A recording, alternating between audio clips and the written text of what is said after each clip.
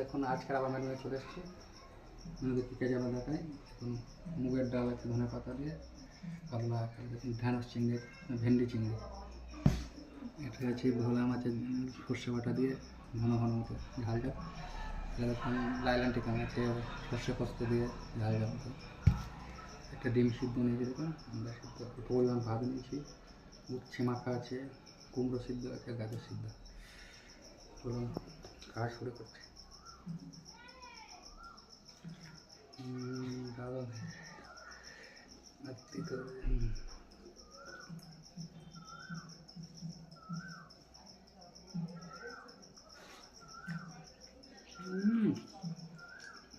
ধনে পাতা করছো তো কালে উচ্ছে মাখা দিয়ে খেতে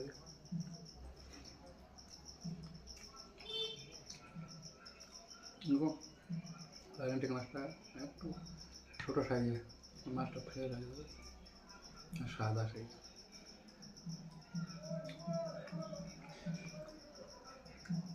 ভালো মাছটা।